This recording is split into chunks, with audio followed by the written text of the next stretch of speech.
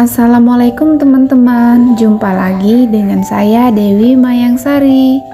Selamat datang teman-teman semuanya di video pembelajaran dan di video keseharian saya.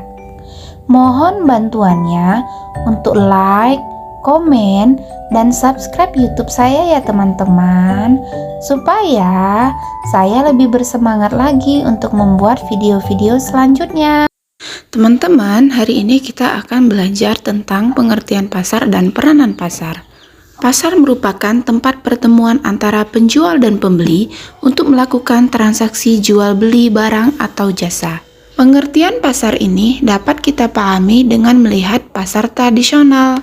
Tapi teman-teman, secara umum pasar merupakan proses tempat penjual dan pembeli saling berinteraksi untuk menetapkan harga keseimbangan atau kesepakatan atas tingkat harga berdasarkan permintaan dan penawaran.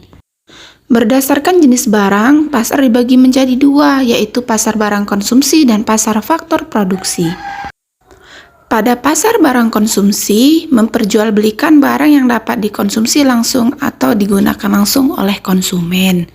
Sedangkan pada pasar faktor produksi, yaitu tempat bertemunya permintaan dan penawaran terhadap faktor produksi. Faktor produksi ada 4, yaitu sumber daya alam, sumber daya manusia, modal, dan kewirausahaan. Nah teman-teman, segala sesuatu yang dibutuhkan produsen untuk memproduksi barang jasa siap pakai dinamakan faktor produksi. Faktor produksi dapat diperoleh dari konsumen dan dijual kepada produsen. Contohnya, tenaga kerja manusia disediakan oleh konsumen dan produsen menggunakannya. Selanjutnya teman-teman, kita akan membahas peran pasar. Dalam melakukan kegiatan produksi, perusahaan membutuhkan faktor-faktor produksi sebagai input. Nah, kebutuhan produksi ini, jika harganya naik, maka perusahaan akan mengganti dengan barang lain atau mencari bahan penggantinya. Tetapi, jika bahan pengganti itu pun naik, maka perusahaan tersebut terpaksa akan mengganti alat pemrosesannya dengan indikatornya harga di pasar. Perusahaan akan menentukan kombinasi penggunaan proses produksi yang paling efisien supaya harga jual barang yang diproduksinya tidak akan naik.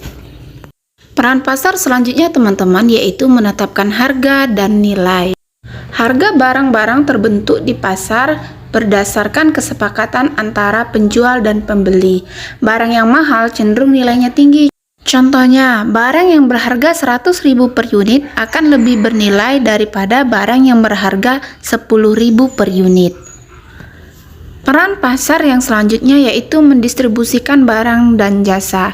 Di pasar, konsumen dapat memperoleh barang dan jasa yang dibutuhkan secara mudah dan cepat. Nah, tentu saja hal ini mempengaruhi kegiatan distribusi. Peran pasar yang keempat yaitu menentukan jumlah pembelian dan penjualan. Peran pasar berikutnya yaitu menentukan jumlah persediaan dan melakukan promosi. Nah, teman-teman, sekarang saya punya pertanyaan. Di atas ini silakan teman-teman isi di kolom komentar ya. Demikianlah penjelasan saya tentang pasar dan peranannya. Terima kasih.